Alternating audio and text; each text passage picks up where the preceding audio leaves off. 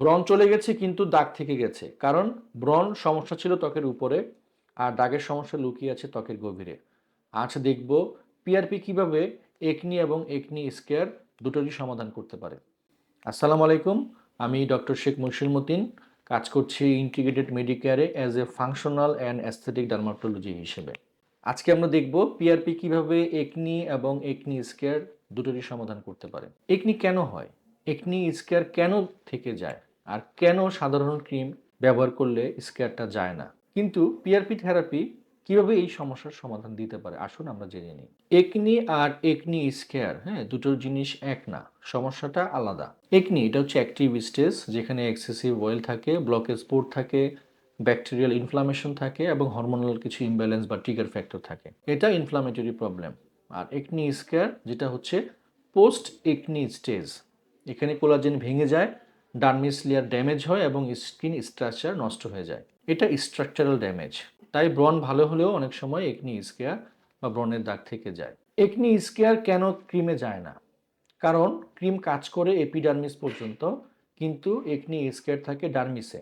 তাই PRP therapy আপনার acne স্কেয়ারে কাজ করে। তার কারণ হচ্ছে পিআরপি থেরাপিটি ডার্মিস পর্যন্ত যায় এবং পিআরপি থেরাপিতে থাকে প্রচুর পরিমাণে গ্রোথ ফ্যাক্টর এবং গ্রোথ ফ্যাক্টরের কনসেন্ট্রেশন, যেটা কি করে, যেটা আপনার টিস্যু রিপেয়ার, কোলাজেন সিনথেসিস, নতুন ব্লাড ভেসেল রিজেনারেশন এবং সেল রিনিউয়াল করতে হেল্প করে।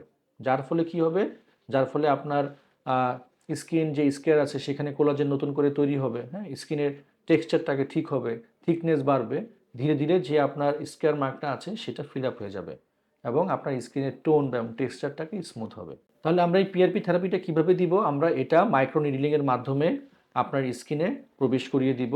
এই মাইক্রো নিডলিং কি করে, সেটা মাইক্রো ইনজুরি তৈরি করবে আপনার স্কিনে, যেখানে স্কেয়ারের সমস্যা আছে, এবং সেখান থেকে এই স্কেয়ারের মাধ্যমে, এই ইনজুরির মাধ্যমে ছোট ছোট পোর তৈরি হবে এবং প্লাটিলেট রিচ যে প্লাজমা, এই পোরের মাধ্যমে আপনার স্কিনের ভিতরে চলে যাবে। গিয়ে এসে কী করবে, সে তার গ্রোথ ফ্যাক্টরগুলোকে রিলিজ করবে। এই অ্যাক্টিভ গ্রোথ ফ্যাক্টর আপনার স্কিন রিজুভেনেশনে হেল্প করবে, আপনার যেই হিলিং আছে হিলিংটাকে ঠিক করবে, কোলাজেনটাকে রিবিল্ড করবে, হ্যাঁ। এটাকে আমরা বলি সাধারণত রিজেনারেটিভ একনি স্কেয়ার থেরাপি।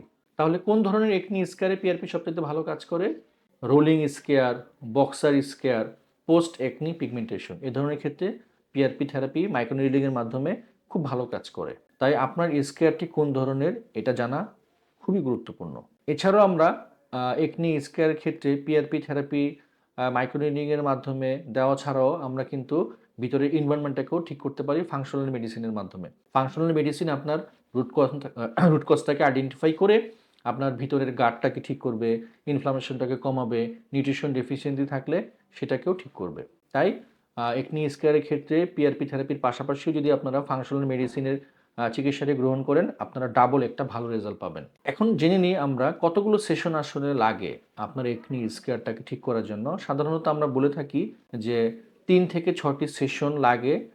প্রতি সেশনের মাঝে আমরা ৪ সপ্তাহের একটা গ্যাপ দিব এবং ১ থেকে ২ মাসের মধ্যে আপনার স্কিনের যে টেক্সচার আছে সেটা ইমপ্রুভমেন্ট চলে আসবে এবং স্কেয়ারটা রিমডেলিং হবে ৩ থেকে ৬ মাসের মধ্যেই, এবং আপনি একনি স্কেয়ার থেকে পার্মানেন্টলি মুক্তি হতে পারবেন।